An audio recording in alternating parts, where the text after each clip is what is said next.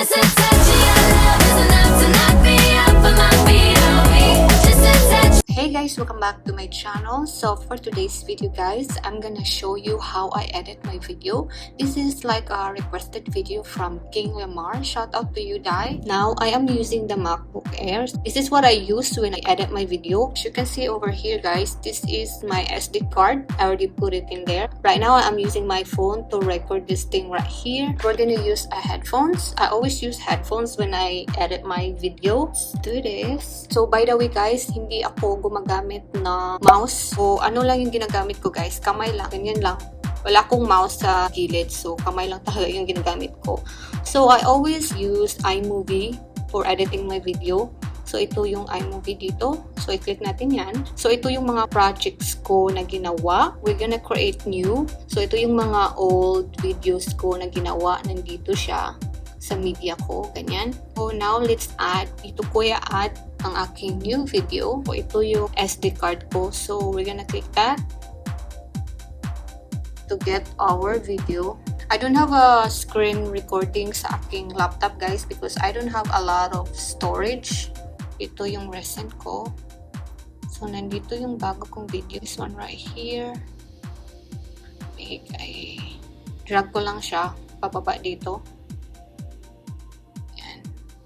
Second here, and then so as you can see dito guys, yung area niya dito maliit lang siya, so we're gonna expand that using this thing right here, yeah, para mas makita ko siya, diba? So ito yung video na ginawa ko for today, and we're gonna edit this. This is na a talking video.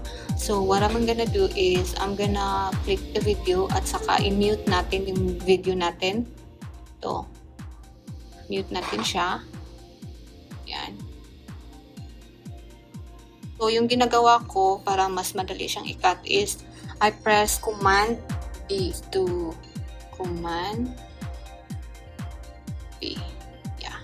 So, na-cut na siya at saka click ko yung kinat ko and then I will delete it like that and then okay.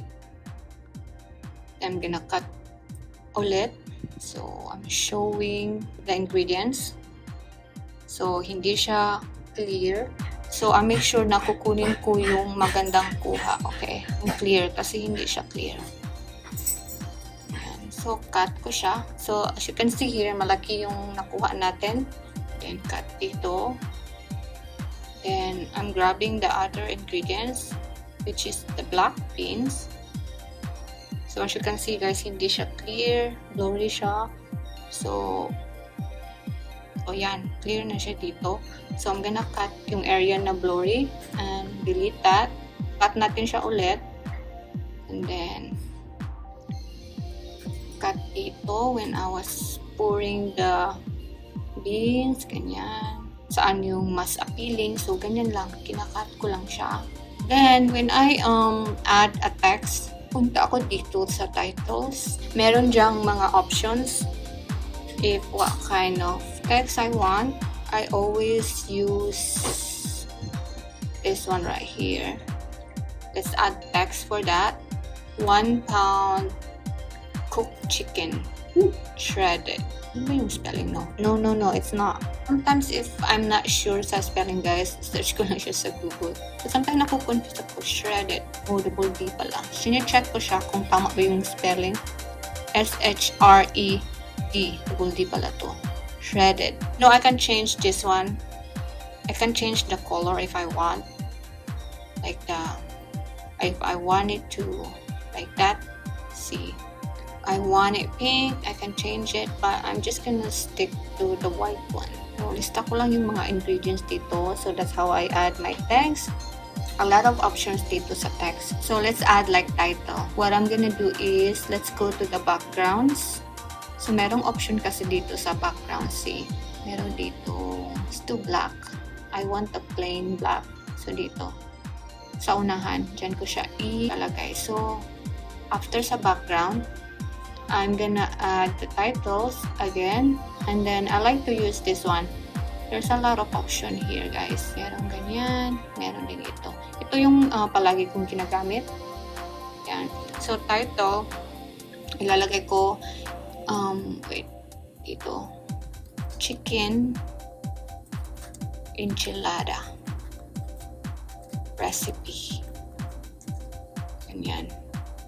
So as I said before, I can change the color of this if I want. I can also change the font if I want kasi merong options dito. Kung ganyan. So as you can see here, chicken enchilada recipe. Ganon. And then let's add my intro. I'm gonna add my intro dito before sa title.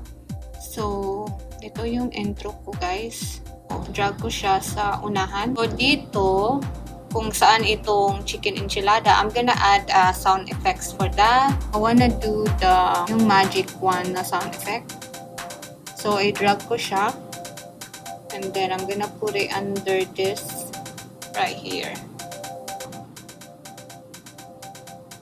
So let's unplug this so that you guys can hear. Just a touch is enough to knock me off of my feet on me. Just a touch.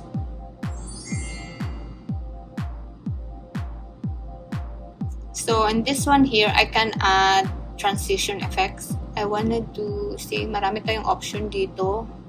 So let's try this one. Circle open.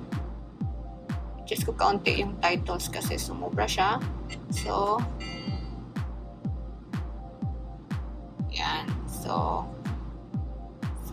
you can add any transitions if you want. When I add my audio or music, wala akong masyadong music dito.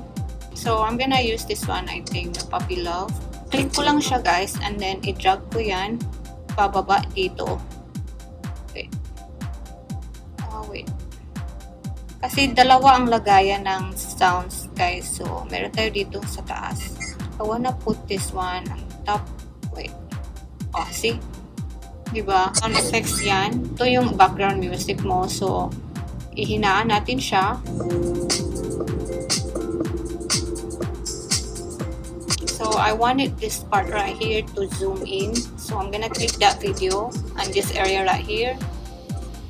And then, ito yung zoom in dito. I-zoom ko siya. So, i-crop ko yan, guys, para maging zoom siya. And, yan. Let's add our outro, okay? Punta tayo ulit sa media. Yung outro, I'm gonna add green screen here sa intro. So, ito yung green screen na gagamitin ko. So, ilalagay ko lang siya on top. Yan lang. Click that and then let's go to the green screen. Ganyan, para mawala yung green natin. So, ito yung itsura niya. Yung subscribe button, nasa taas na siya. Okay, I'm gonna show you how I do the split screen on this one because sometimes I like to do split screen on my video. For example, black beans. At ito, for example, ganyan. Yan ko siya ilagay. Then, as you can see, mawawala yung yung dito na nasa second. So, what you're gonna do is click that one over there, the black beans. And then, punta ko dito ulit sa merong square dito. Yung kagaya nung pumunta ako sa green screen when I add the green screen. I'm gonna click this thing right here and there's like an option over here. Green screen. This is for green screen. This is for split screen and this is for picture in picture. So if I do the split screen, ito yung mangyayari, guys. Okay, so let's play it for you. So yan. So magiging double yung screen dito, okay? The other thing is picture in picture. Click ko yan. Tapos as you can see, ito yung black beans na pinapakita ko, okay? So, I can adjust this. I can put it anywhere I want. Like that. See? For example, I normally put it here on this side. So, I can also adjust the size. I can make it bigger. I can make it small. Like that. So, let's do like this. For example, like that big. Okay? And then, I can crop it if I want. This is like fit ko. Ito yung original size niya, okay?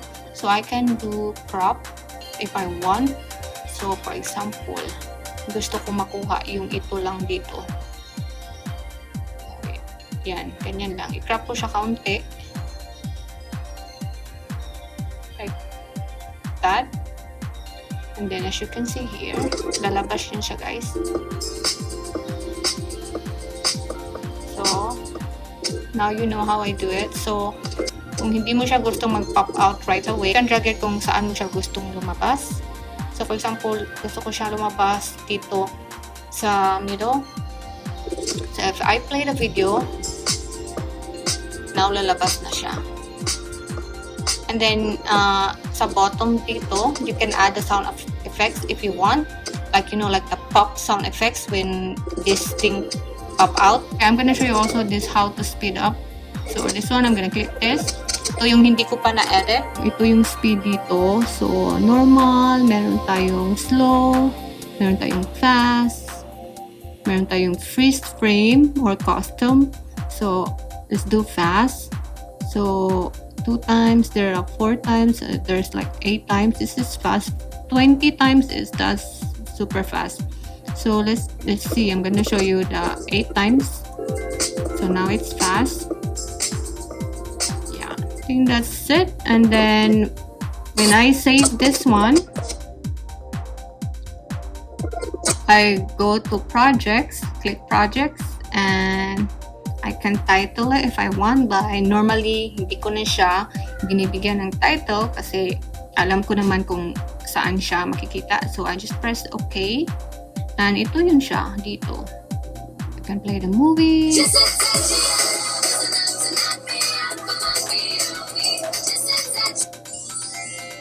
So, ayan. Then,